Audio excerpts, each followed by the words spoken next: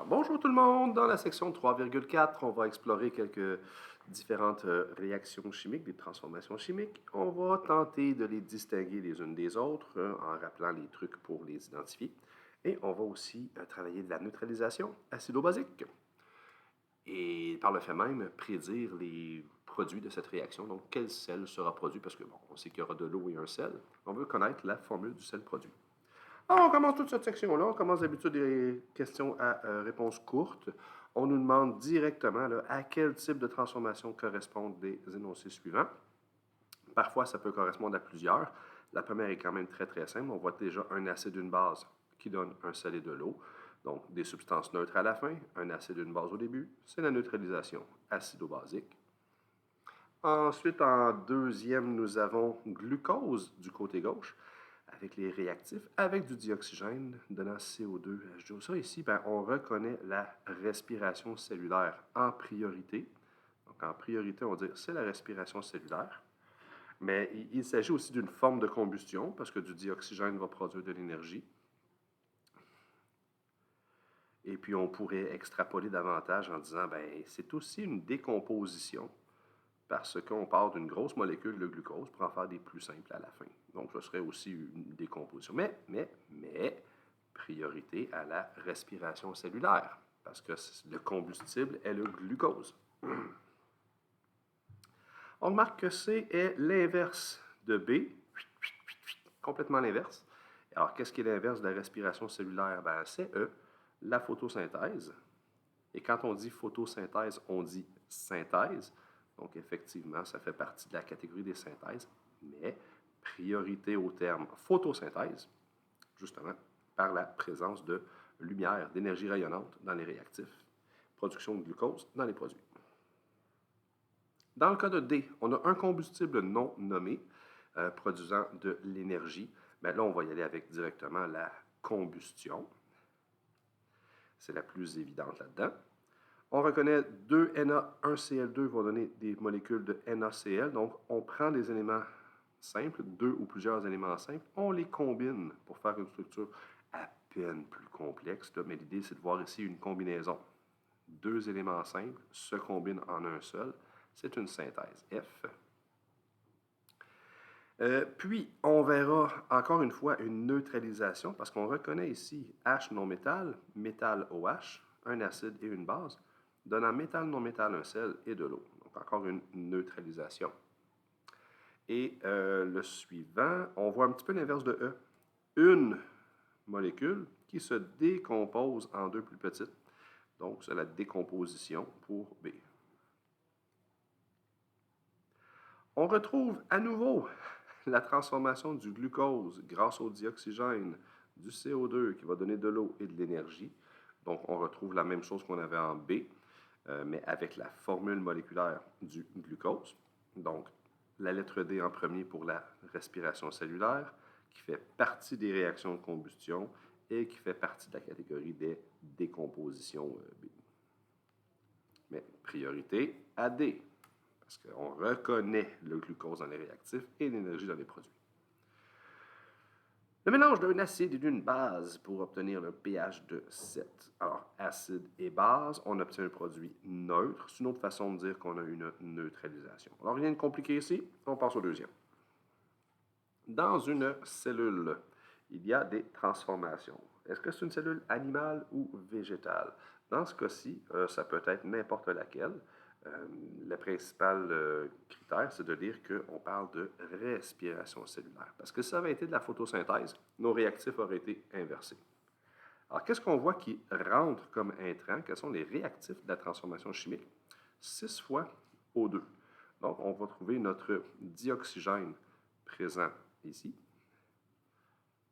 On reconnaît une très grosse molécule qu'on a peine à l'identifier ici, mais la plus grosse parmi ce qu'on a là-dedans, c'est notre glucose, C6H12O6, constitué de 24 éléments chimiques, 24 atomes.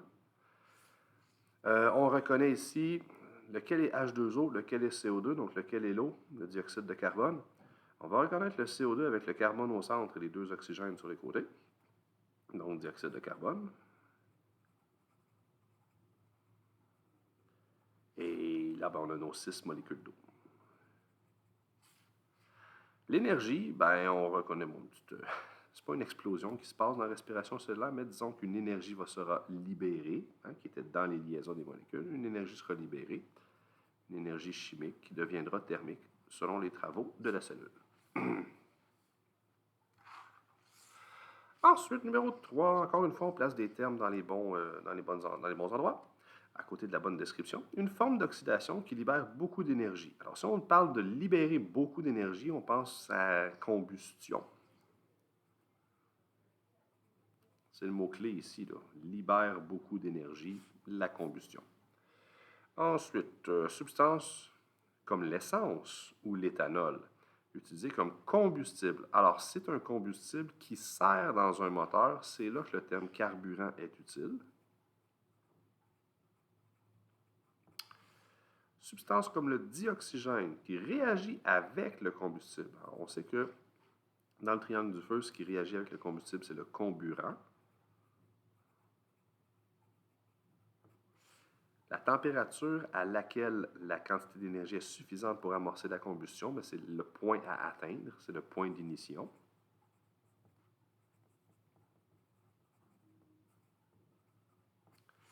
Et substances comme le bois, le charbon, le méthane qui brûlent, la substance qui brûle est le combustible. Voilà. Alors, je vous l'avais dit, la première page, là, c'est question courte. Deuxième. Au numéro 4, classe les énoncés selon le type de combustion. Est-ce que c'est une combustion vive, lente ou spontanée? Une réaction qui dégage beaucoup d'énergie, essentiellement de la chaleur et de la lumière. Alors, si on a beaucoup d'énergie, beaucoup de chaleur dans l'environnement, on peut peut-être penser à une flamme, c'est la combustion vive. Ensuite, réaction liée à des combustibles qui s'enflamment par temps chaud.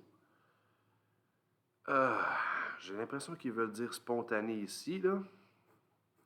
Mais si c'est par temps chaud, ça veut dire qu'il y a une source de chaleur externe. Alors, lié à des combustibles qui s'enflamment par temps chaud, on pourrait dire qu'ils s'enflamment par eux-mêmes. Ils s'enflamment par eux-mêmes, par une réaction chimique qu'ils ont produite. Ou alors, leur point d'ignition est très, très bas et la température ambiante est suffisante pour l'enflammer. Pensez par exemple à une substance dont le point d'ignition serait de, je ne sais pas moi, 15 degrés. Mais dès qu'il fait plus que 15 degrés, cette substance-là s'enflamme toute seule, combustion spontanée. Alors, c'est mieux de dire qu'elle s'enflamme d'elle-même. C'est préférable de dire qu'elle s'enflamme à la température ambiante plutôt que de dire par temps chaud. Parce que par temps chaud, ça implique qu'il fait tellement chaud dehors que la température monte et atteint le point d'ignition et on a l'impression que c'est une source externe. C. Réaction liée au compostage de matière organique. Alors, lié au compostage de matière organique, on parle de la décomposition des déchets, c'est la combustion lente. Il n'y a pas de flamme qui sort du compost, il n'y a pas de combustion qui s'amorce non plus, donc combustion lente. Ensuite, on a une réaction qui se produit sur une très longue période de temps et l'énergie libérée se dissipe dans l'environnement, donc on ne ressent pas la chaleur. C'est encore une combustion lente. Réaction liée au fonctionnement d'un moteur à essence, ça brûle, ça explose, il y a des flammes, des étincelles. Combustion vive. Réaction qui survient lorsqu'un combustible atteint son point d'ignition sans apport d'énergie extérieure, c'est bien la combustion spontanée. Bon, à remarquer, la combustion spontanée parle de l'amorce de cette transformation-là. Donc, il serait correct de se dire que, bon, il y a des combustibles qui s'enflamment dans B. Alors, c'est une combustion spontanée, ça s'est enflammé, donc c'est devenu une combustion vive après ça. Par contre, si on ne met pas de crochet dans la combustion spontanée, on met seulement dans la combustion vive, on a un problème. Pour le F, pourquoi on ne met pas le crochet dans la combustion vive?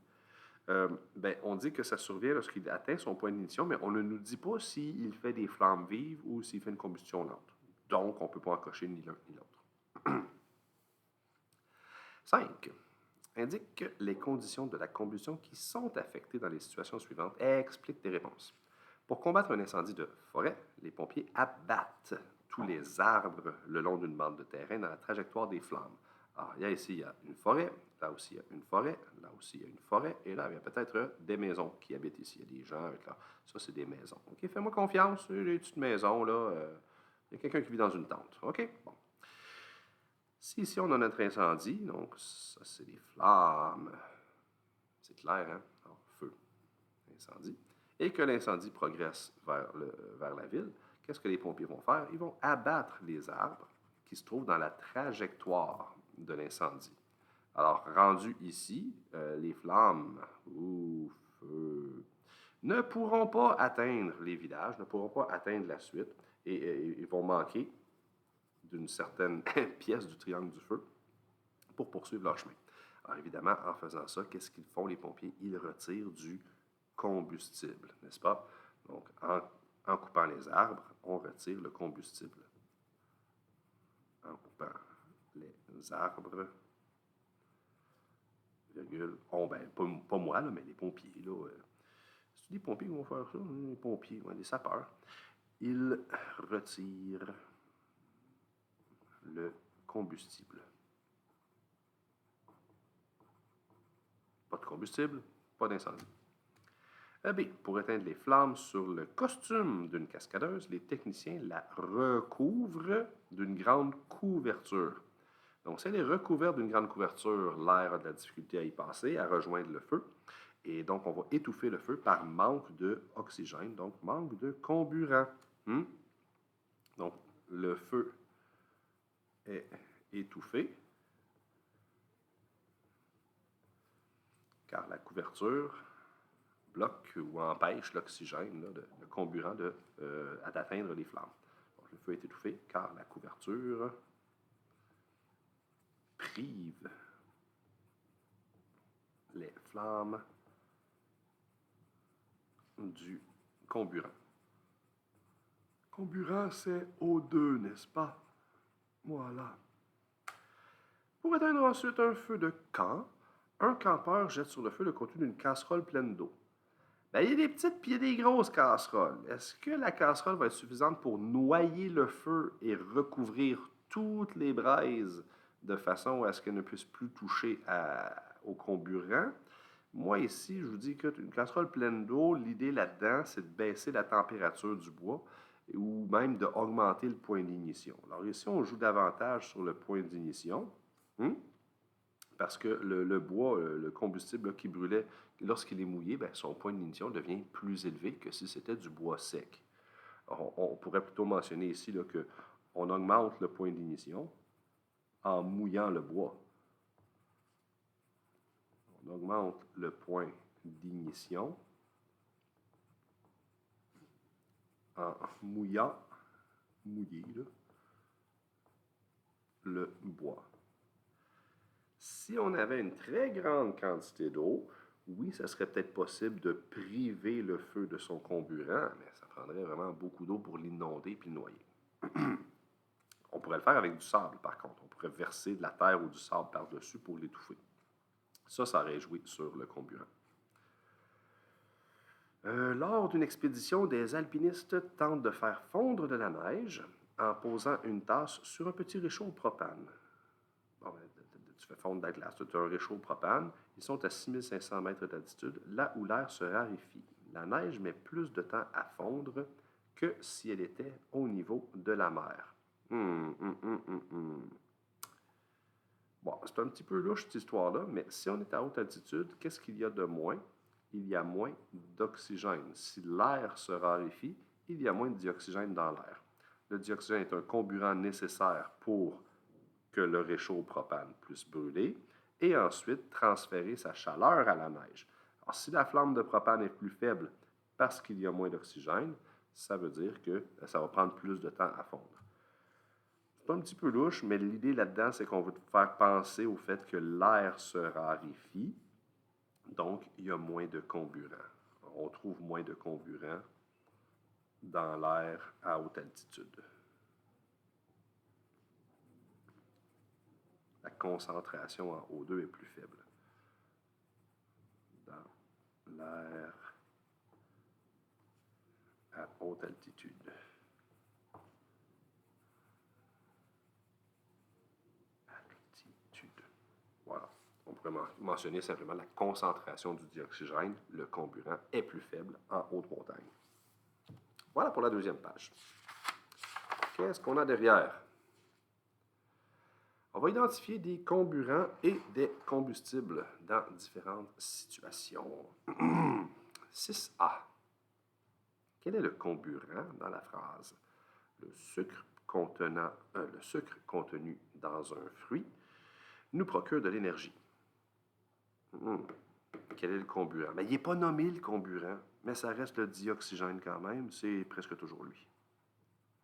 Oui, mais il n'est pas dans la phrase. Je sais. Mais autour de toi, il y a du dioxygène, autour du fruit aussi. Ben, c'est lui qui fait la job quand tu fais la respiration cellulaire. Et quel est le combustible? Ben, ce serait le sucre à ce moment-là. Hein? C'est lui qui va faire une combustion lente dans tes cellules. Un journal qui prend feu. Alors, c'est encore plus clair. Alors, le combustible est le journal. Journal en papier, bien sûr. Et s'il prend feu, c'est à cause du dioxygène qui est dans l'air. Du foin sec qui prend feu dans une grange. Le comburant, on commence à comprendre, hein? C'est le dioxygène. Et le combustible, ben, c'est le foin sec qui prend feu. Alors, c'est lui, le combustible. En dessous, CH4 plus 2O2, quel est le comburant? Le dioxygène, ben, c'est O2 ou dioxygène. Et quel est le combustible? Qu'est-ce qui brûle grâce au dioxygène? C'est le méthane, le CH4. Sous la question 6, nous trouvons la question 7, bien sûr. On fait réagir complètement une molécule d'acide chlorhydrique. Oui, l'acide chlorhydrique réagit avec une molécule d'hydroxyde de potassium. Donc HCl plus KOH donne KCl et H2O. Selon l'équation balancée suivante. Elle est déjà équilibrée, elle est déjà balancée. D'accord. De quel type de transformation s'agit-il? HCl, c'est un acide. On a H non-métal et on a métal OH. Donc, un acide et une base donnent métal non-métal, un sel, acide, base, sel et de l'eau. C'est une neutralisation acido-basique. Monsieur, si à l'examen, j'écris simplement neutralisation, est-ce que c'est suffisant? Oui, mon petit, c'est suffisant. C'est clair quand on écrit neutralisation acido-basique, parce qu'on peut neutraliser autre chose que des acides et des bases. Je pourrais neutraliser une quantité de chaleur extrême en la refroidissant, mais c'est préférable de mentionner acido-basique. Apprenons du vocabulaire. B. Quel est le pH de la solution obtenue? Peut-être que tu te poses la question, ouais, mais je ne peux pas savoir par cœur le pH de cet acide et de cette base, mais tu peux connaître le pH de la solution obtenue, puisque c'est une neutralisation. Si l'équation elle est complète, complètement neutralisée, à la fin, c'est une substance neutre. Donc, le pH est 7, parce que la solution est neutre. Le chlorure de potassium KCl, est-il un acide, une base ou un sel? Il s'agit d'un sel. Pourquoi c'est un sel? C'est quoi notre preuve? C'est un sel, car il est formé d'un métal plus un non-métal, le K et le Cl, le potassium et le chlore. Si on fait réagir, excusez-moi, si on fait réagir deux molécules de cet acide-là, avec une molécule de base, la solution sera-t-elle acide, basique ou neutre? Ben, si j'utilise 2 moles de HCl avec une seule mole de KOH, ben, le KOH n'arrivera pas à neutraliser tout l'acide parce que j'ai trop d'acide par rapport à la quantité de base. Résultat, la solution sera acide.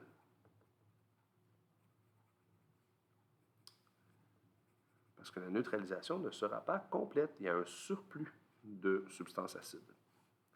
Si on faisait réagir une molécule de cet acide avec deux molécules de base, ben, on aurait trop de base.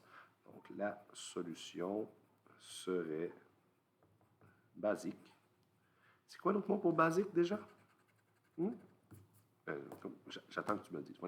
L'autre solution, l'autre mot pour basique, c'est alcaline. On peut très bien remplacer le mot alcaline par basique dans cette situation-là. Pourquoi? Par surplus de base. Alors ici, c'est par surplus d'acide. 8. Quel type de réaction permet le maintien de la température corporelle? Bon, réaction chimique dans ton corps qui produit de l'énergie, c'est la respiration cellulaire. Il n'y en a pas d'autre. C'est la seule qui va te produire beaucoup d'énergie. Respiration cellulaire. Explique ta réponse, car elle libère de l'énergie. L'énergie se trouve dans les produits, mais c'est qu'il y a une production, il y a un dégagement d'énergie. Et cette énergie permet donc d'augmenter la température de ton corps. Parenthèse, chaleur. 9.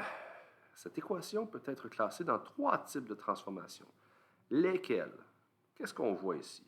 Moi, je vois 2 substances simples se combiner en une substance complexe. Donc, 2 petites simples qui deviennent une complexe. Alors, j'appelle ça une synthèse. La preuve,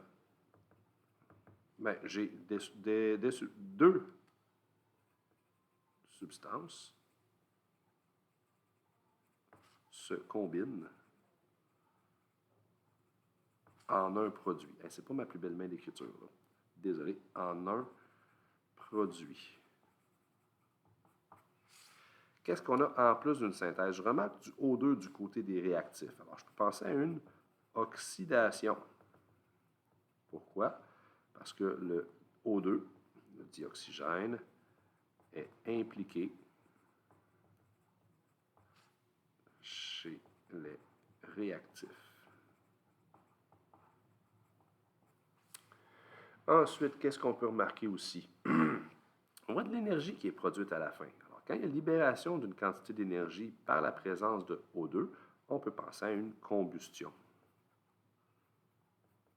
Combustion, parce que l'énergie est libérée. L'énergie est libérée par l'oxydation du soufre.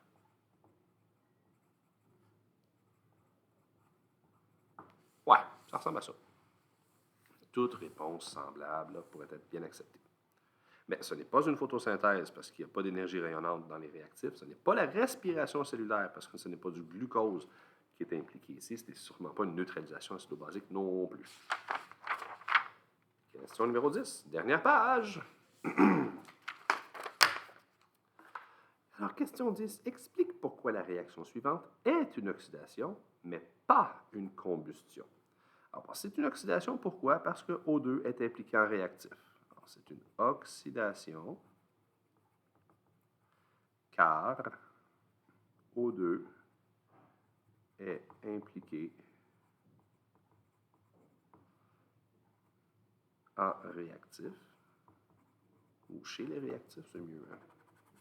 Est impliqué du côté des réactifs. Oups. Et voilà. Chez les réactifs. Cependant, une combustion doit libérer de l'énergie. Et ici, l'énergie, elle est absorbée. C'est une réaction endothermique.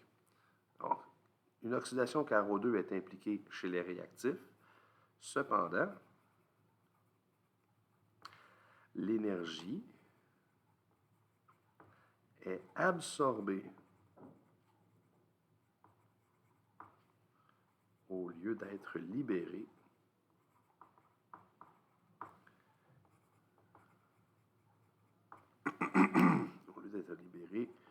chez les produits. Ce n'est donc pas une combustion. Lors d'une combustion, l'énergie doit être libérée du côté des produits.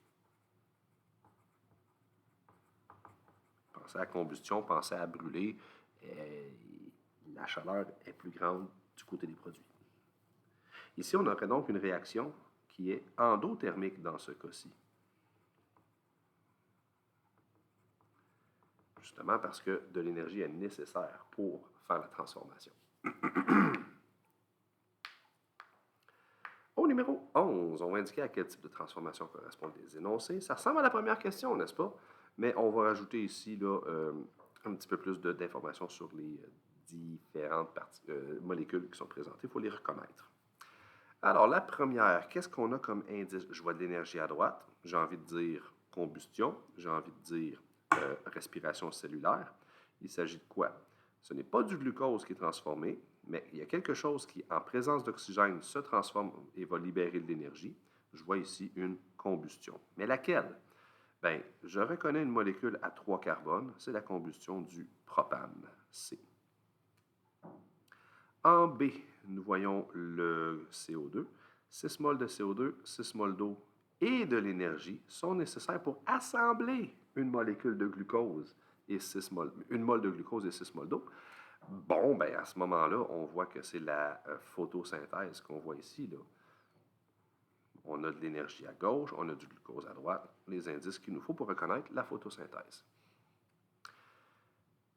On passe de 2 substances pour en faire une seule à la fin. Il s'agit d'une synthèse. Est-ce que c'est celle de l'eau ou celle du méthane? En fait, y en a-t-il une autre synthèse là-dedans? Non, il n'y a pas d'autre synthèse. Qu'est-ce que je vais choisir d'abord? C'est pas du méthane que je fabrique, c'est pas de l'eau que je fabrique à la fin. Y a-t-il un autre choix de réponse qui s'implique là-dedans? Oui, parce qu'on remarque ici présence de O2 dans les réactifs, de l'énergie du côté des produits. On a envie de dire une combustion, mais ce n'est pas la combustion du propane. Pourtant, c'est une oxydation, celle du cuivre. Alors, on doit y aller avec B, une oxydation du cuivre. La suivante, ben là, ce sera bel et bien la synthèse de l'eau.